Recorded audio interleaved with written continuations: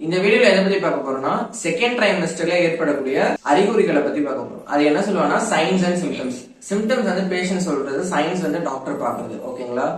இப்ப வந்து நம்ம வந்து செகண்ட் ட்ரைமஸ்டர்ல என்ன நடக்கும்ங்கறத பத்தி பார்க்கலாம். செகண்ட் ட்ரைமஸ்டர்ல அதோட டியூரேஷன், அதோட கால வரையறை எவ்வளவுனா 13 வாரங்கள்ல இருந்து 28 வாரங்கள். ஓகேங்களா? இப்ப அம்மாக்கு என்னென்ன சிம்டம்ஸ், என்னென்ன அறிகுறிகள்லாம் இருக்கும்னா, ஃபர்ஸ்ட் குழந்தை நகர்றது. குழந்தை ஃபர்ஸ்ட் குழந்தை நகர்றதை என்ன நாங்க சொல்லுவோம்னா குவிக்கனிங் அப்படின்னு சொல்லுவோம். இப்ப வந்து பிரைமீனா ஃபர்ஸ்ட் டைம் பிரெக்னெண்டா இருக்கவங்க, அவங்களுக்கு எந்த வாரத்துல அது தெரியும்னா 18ல இருந்து 20 வாரங்கள்ல தெரியும். இப்ப மல்டினா ஆல்ரெடி அவங்க பிரெக்னெண்டா இருந்திருக்கவங்கள மல்டி நம்ம சொல்லலாம். அவங்களுக்கு வந்து 16ல இருந்து 18 வாரங்களுக்குள்ள தெரியும். ஓகேங்களா? இதெல்லாம் வந்து நார்மல்.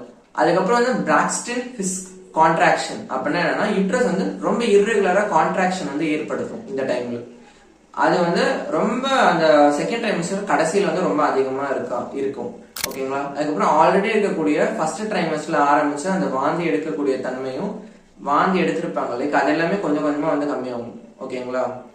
அதை வந்து என்ன சொல்லுவாங்கன்னா நாசியா அண்ட் வாமிட்டிங் அப்படின்னுவாங்க. இப்ப சொன்னது எல்லாமே வந்து அறிகுறிகள். இப்ப டாக்டர்ஸ் வந்து என்ன எலிசெட் பண்ணுவாங்கன்னா, ஸ்கின்ல ஏதாவது சேஞ்சஸ் இருக்கா, இல்ல பிரெஸ்ட் ஏதாவது சேஞ்சஸ் இருக்கா, அதுக்கப்புறம் வந்து அவங்களுக்கு வந்து பால்பேஷன் பண்ணி பார்க்கும்போது என்னென்ன இது இருக்கு, அப்புறம் ஆஸ்கல்டேஷன் பண்ணும்போது என்னென்ன தெரிஞ்சுக்கிறாங்கிறத பத்தி பார்க்கலாம்.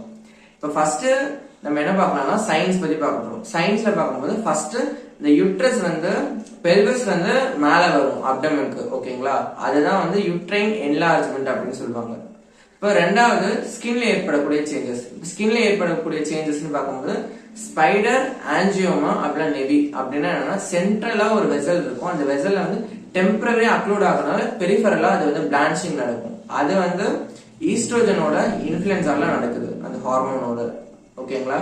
அதுக்கப்புறம் வந்து பால்மார் எரித்திமா. பால்மார் எரித்திமானா பால்னா கை. இந்த கையில வந்து இந்த தீனார் எமினன்ஸும் ஹைப்போதீனார் எமினன்ஸும் ரொம்ப ரெட்டிஷா இருக்கும், லைக் அது பிங்கா இருக்கும். ஓகேங்களா? இது வந்து தீனார், இது வந்து ஹைப்போதீனார். அந்த மாதிரி இந்த ரெண்டு இடத்துலயும் நல்ல பிங்க் கலர்ல இருக்கும். அது இது ரெண்டு. அதுக்கப்புறம் வந்து வேற என்னென்ன சைன்ஸ் வந்து அவங்களுக்கு தெரியும் அப்படின்னா, இன்னொன்னு வந்து அந்த ஸ்கின் சேஞ்சஸ் சொன்னல, ஸ்கின்ல வந்து ஏன் சேஞ்சஸ் நடக்குதுன்னா மெலனோசைட்டோட ஆக்ஷன் வந்து ரொம்ப அதிகமா இருக்காங்க. அது எதனால நடக்குதுன்னா ஈஸ்ட்ரோஜன் ப்ரொஜெஸ்டரோனோட இன்ஃபுளுன்ஸால நடக்குது. இப்ப லீனியா நைக்ரா அப்புறம் ஸ்டெயா கிராவிடான்னு இருக்கு. இப்ப லீனியா நைக்ரா வந்து அம்பிளிகஸ்ல இருந்து பியூபிக் சிம்பைசிஸ்க்கு நடுவுல ஒரு dark black to brownish colour pigmented line வந்து அம்பிளிகஸ்ல இருந்து இங்க வரைக்கும் இருக்கும், பியூபிக் சிம்பைசிஸ். அது வந்து ஈஸ்ட்ரோஜனால நடக்குது.